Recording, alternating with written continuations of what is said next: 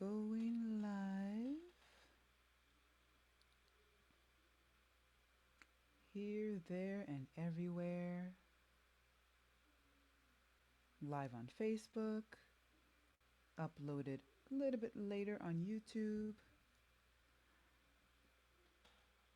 All right, so I'm gonna make sure this is seen and heard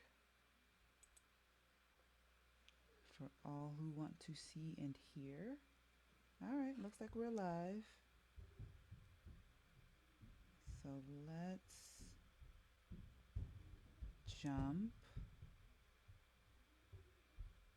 like the folks upstairs. Let's jump right in. Hi, this is Anna Mae. This is Lush Tongue, Sound Meditation, Improv and Musings. 44th episode available on Facebook and YouTube. So, like, subscribe, follow, do all the things that will allow you to know when the next episode drops. It drops on Tuesdays on Facebook around 8 o'clock Eastern Standard Time, Eastern Daylight Time, Eastern Time. What are the point of time zones? That's a whole other conversation. Let's jump in with our ohms, which we can chant together in unison, in harmony, or you can improvise along with the ohms. Here we go.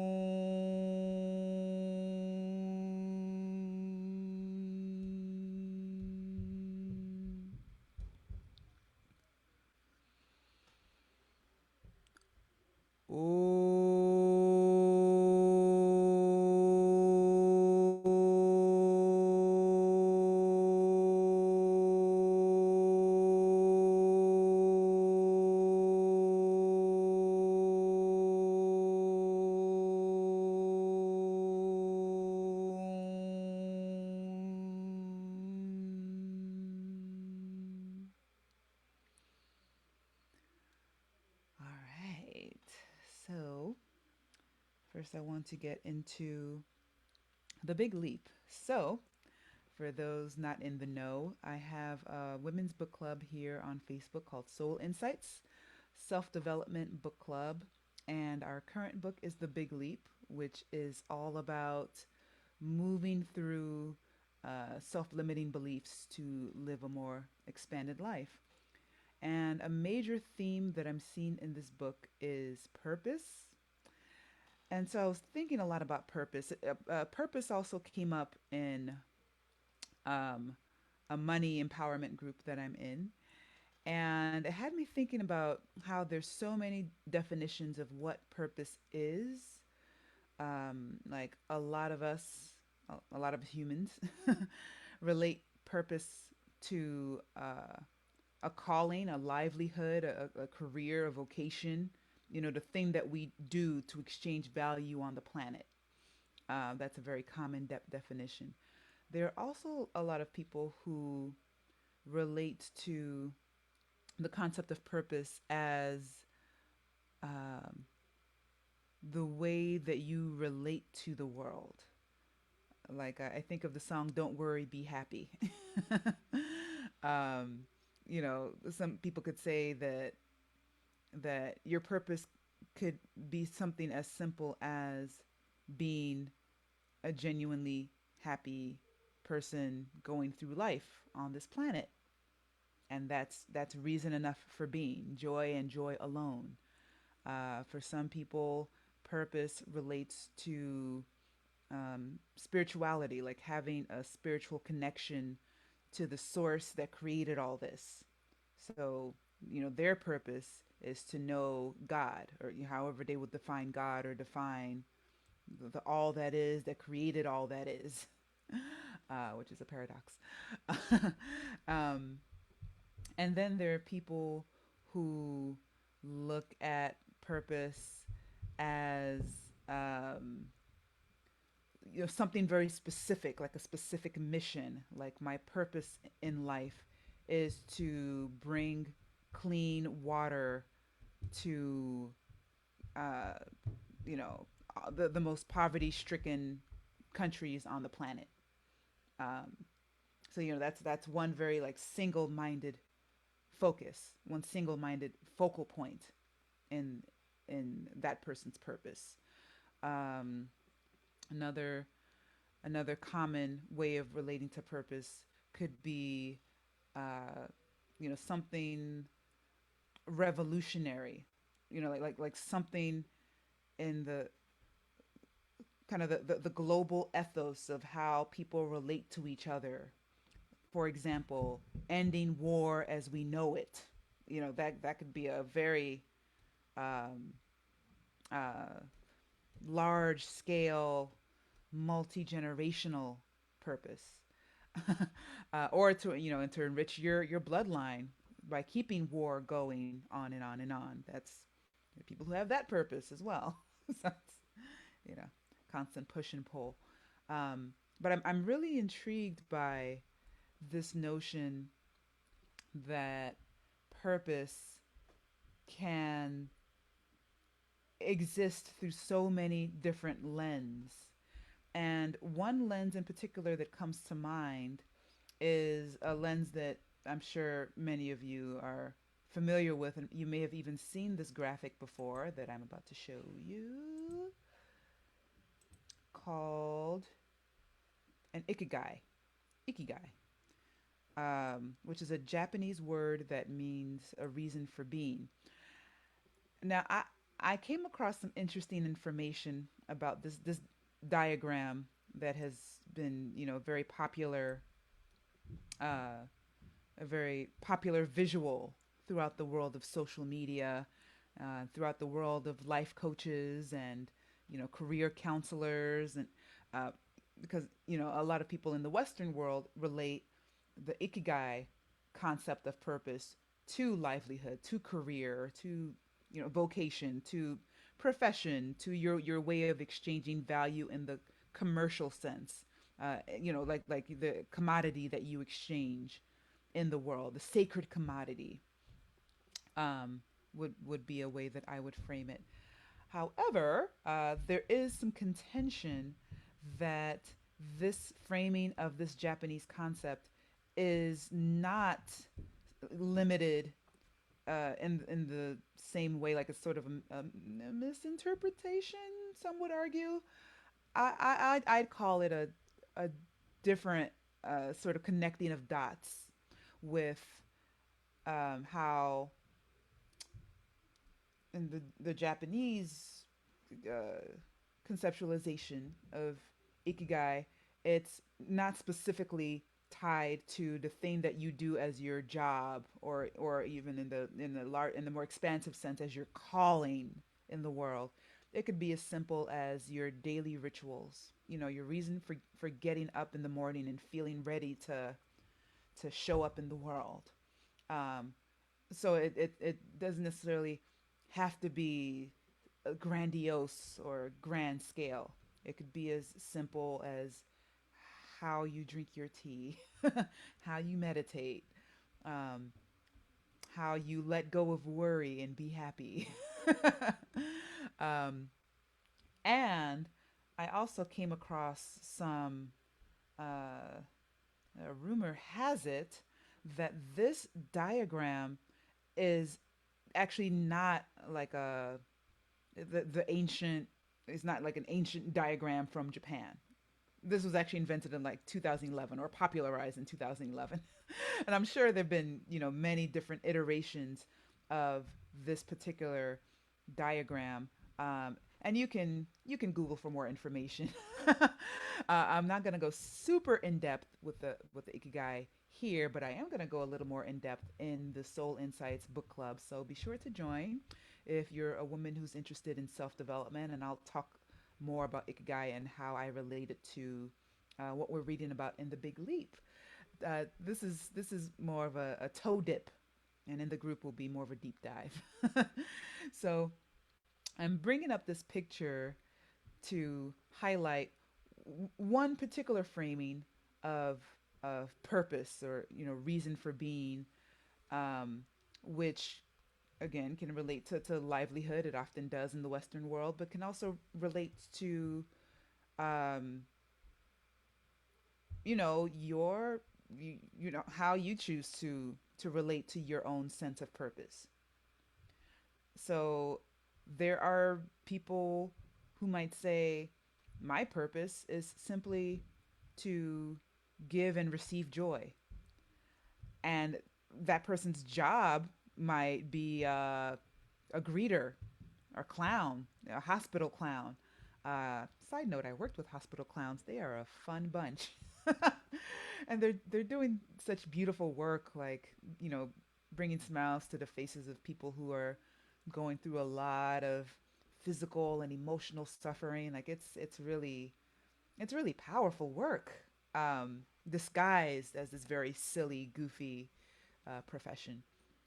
Um, so for the person whose purpose is to give and receive joy, they might do things like become a clown, become a greeter, become an announcer, take on a job that involves them interacting with people in a way where they have a constant flow of opportunities to bring smiles to people's faces. Um, yeah, I really I love that there is flexibility to think about purpose in different kinds of ways. So that's what I wanted to highlight here, and also bring into um, our guided meditation. But before I jump into the guided meditation, one thing I will point out is when I first came across the concept of ikigai framed in this particular westernized way, which isn't necessarily the exact correlation with the Japanese version, but we'll go with this version for now. Um, the more popular version of this Venn diagram that I saw floating around didn't actually include the what I would call the light and shadow aspects of different combinations of these um, these qualities. So you see here when you have all four of the outer petals, it suggests that there is a particular wholeness and integration in how you live your life, inside of walking in your purpose. And if you have like 2 out of 4, 3 out of 4, there may be this sense of something missing. Like, yeah, my life is good, is great even, but there's room for more. That's the way I think of how these four sort of shadow aspects could play into that. Like if you look here, between this is where a lot of artists get caught. If you look at the petal that says what you love, and then the inner the combination of what you love there is having a strong sense of passion and a strong sense of mission. So like you just love it. You almost be willing to pay to do it, which I don't like saying that because there are people who pay to do the things they love, where with just a like little switch in mindset, they can actually be paid and paid handsomely to do it. Um, so no payola here, but there is such a passion that people move heaven and earth to find a way to be able to include this activity in their life. Maybe it's painting or dancing, etc. And then a strong sense of mission, like wanting to bring that work to people who maybe have a yearning to express themselves through that particular, we'll say, art form. Since we're using art, the arts as an example, but they're too afraid to. And so, you might have a strong sense of mission to help bring them out of their shell, like as a teaching artist, or you may have a strong yearning to inspire them by allowing them to witness you, being fully expressed in that art form. So you have this strong sense of passion and strong sense of mission, but you see in between there the challenge that often comes up for people who are doing work they love with a strong sense of passion and a strong sense of mission. Um, but if they don't get profession, the professional and vocational aspects, the grind of it, the hustle of it, getting those checks. If you don't get that in check, then what will often happen is, even though your heart will feel fulfilled by the work that you're doing, you're not getting the checks necessary to live a truly sustainable, viable um, life financially. So that's often the hellhound that shows up with people who only exist within those two nodes of the Venn diagram. And then over here, um, if you're drawn by a strong sense of mission and a strong sense of vocation, like you're really called to fill this service that you see that the world needs. um, you may feel a sense of what's the word? Well, they say excitement. I would say um, like feeling really driven in this way where, so it's a very extroverted kind of, like you can see the results that your work is having on people's lives. um but the uncertainty, well, I mean, I would say that uncertainty exists, all across the board.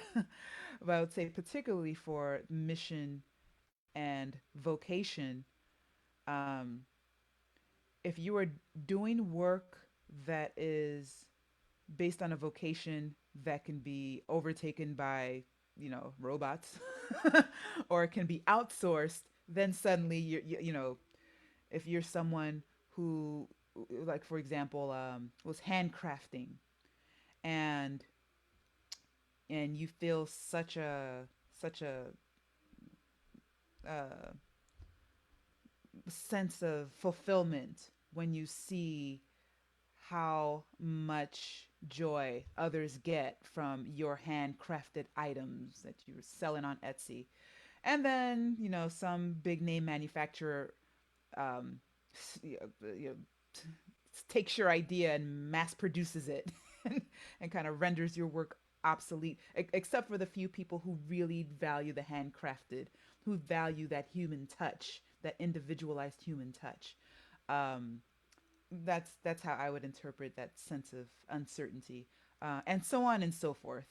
So that, all these different kind of shadow points, or points of pain points, points of conflict, places where you can get entrapped if you don't expand into the whole of um, this matrix, looking at this particular framework.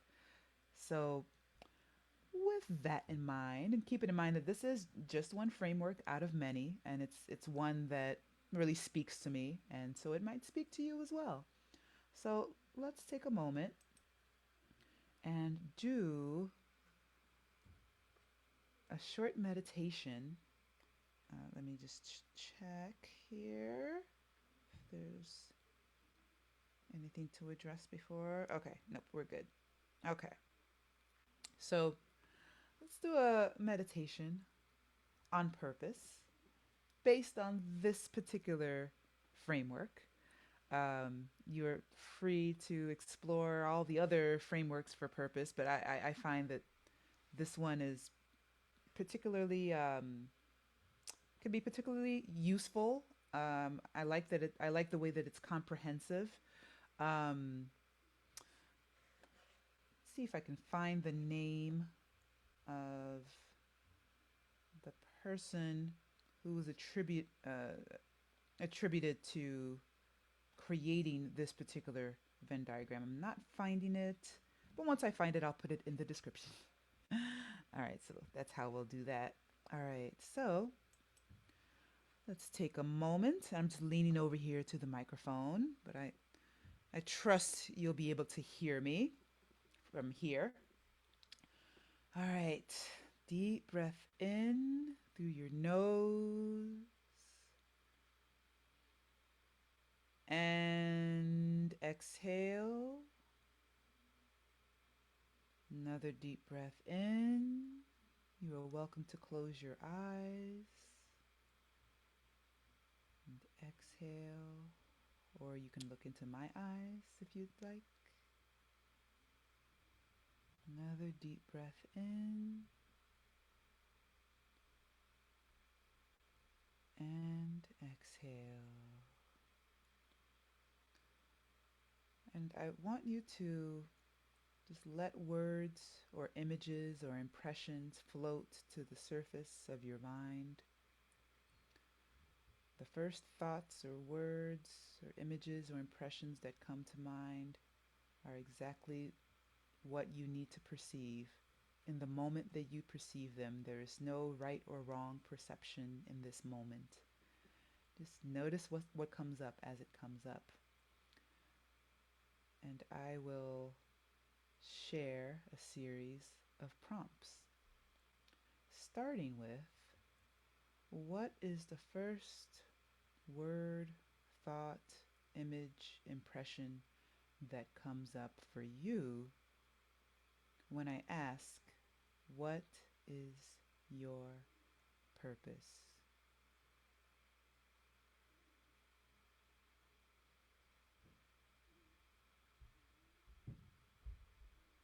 Keep breathing in deeply through your nose and exhale. And notice what word, thought, image, impression, or some other perception that comes up for you when I ask, if your schedule was completely clear for an entire month, all your obligations, all your meetings were canceled, and you had a month of completely blank space on your calendar, what would you spend that time doing? Money is no object. Babysitters are no object. There are no obstacles to this 30 days of time that you have all to yourself. How do you spend that time?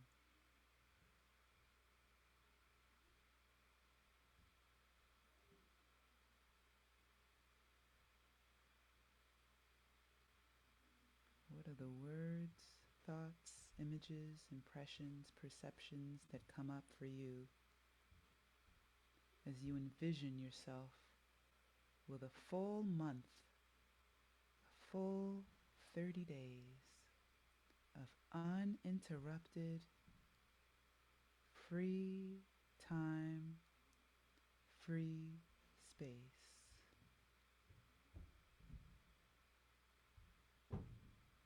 Obstacle free.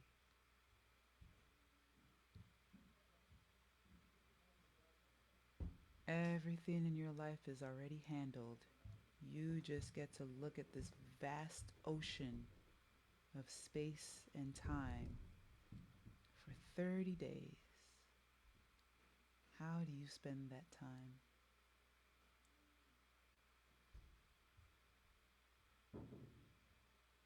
And keep breathing deeply in through your nose and out through your nose. And now, let's expand that free time, that free space to a whole year.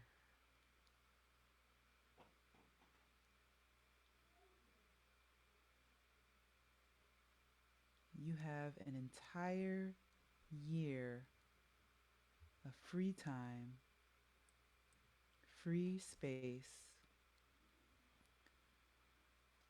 You can choose to see your babies, see your parents, see your friends on whatever interval you want. You may continue to go to the same job that you had been going to. But if you didn't, there would be no penalty. You would have this entire year all to yourself from January 1st to December 31st. All yours.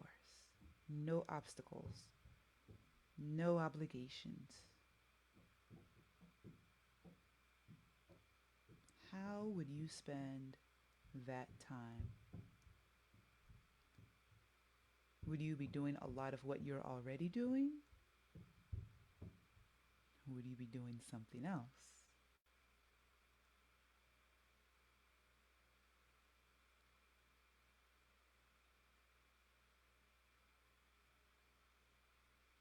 Is it easy for you to imagine an obligation free year? Or is it difficult? Are certain aspects easy to imagine? Are certain aspects difficult? Keep envisioning. Keep letting the words and thoughts, images, impressions, perceptions, let them emerge from your mind as you breathe in deeply.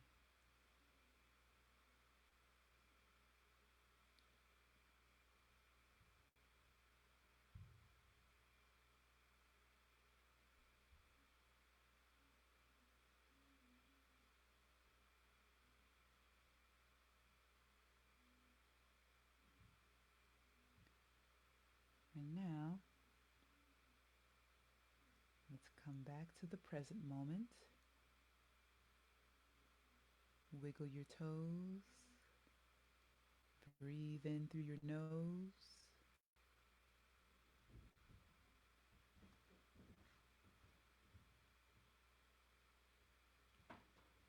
One last question.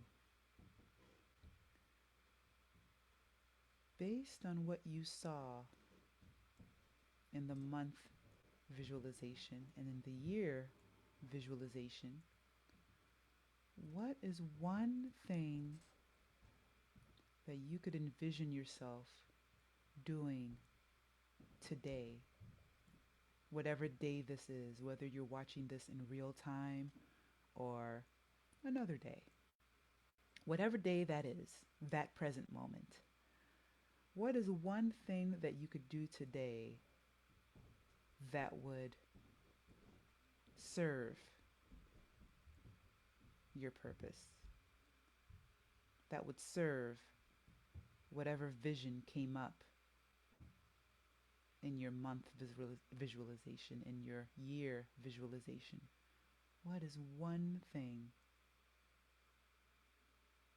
And if you already have one thing that you do, what's another thing? No obligation, no pressure, just what's one possibility of something, an action that you could be taking? One possibility out of many. No matter how big, no matter how small, an action, an activity, that perhaps takes up 5 minutes a day, 10 minutes a day, an hour a day, 2 hours a day? What's one action that comes to your mind?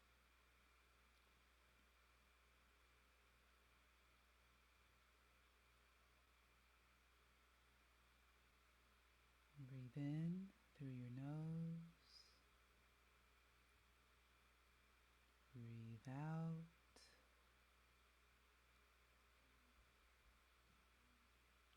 and we are back. So if your eyes are closed, you can open your eyes. Welcome back. Hope you got some great impressions and visualizations, words and thoughts, anything eye opening. Um, all right, so next up on the docket, few last things. Doing my courses on OutSchool. They're going well. You're welcome to join if you are under 18 because OutSchool is a platform for kids. And I have two classes, two ongoing classes there. One is called The Fundamentals of Singing, and the other one is about creating your own affirmations. So if you have any young ones in your family who are looking for extracurricular or curricular, because this really, this kind of work really, I think, should be a mandatory part of um, every lifelong learner. Learning about who you are and learning about the power that exists within you. That should be that should be an important part of one's education, one's formal education, I believe. Um, so the link is there in the description. And of course, if you'd like to make a contribution to Lush Tongue, you can do so via Venmo, via Cash App. Both of them are Lush Tongue. You can also do it via PayPal, which I need to add to the description. That's paypal.me/Lush Tongue. And last but not least, second to last, I send out a newsletter every Tuesday, and I let you know about events, videos, and essays and other content to uplift and expire and express yourself, um, and inspire. So you can join the mailing list by going to the link in the description. And of course, if you have any inquiries for me, you can send an email directly to lushtongue@gmail.com. And we're going to close out with Om. But before we do, see if I have any other announcements as far as public facing work. I have some like private um, school master classes that I'm leading, and I look forward to bringing master classes and specifically the affirmations workshop as well to um, the adult public, and maybe even the fundamentals of singing as well, because I'm sure there are a lot of you who would be interested in exploring that, in addition to one-on-one vocal coaching. And for more information on that, you can send me an inquiry, or you can just look out for the newsletter that will be going out shortly after this video. Um, okay, I think now we are ready for our closing ohms. So here we go. You can chant in unison, in harmony, or you can create an improvisation to go along with the ohm. Here we go. Oh.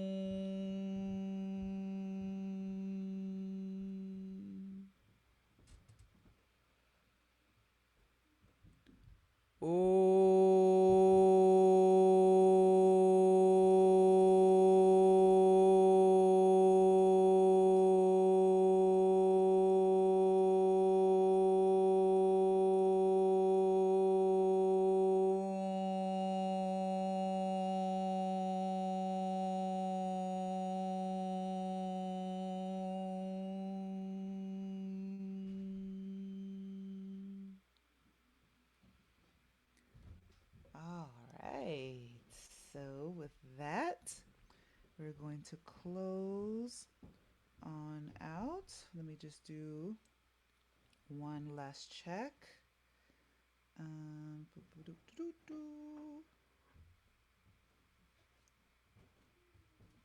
Okay, yep, I think we're good to go.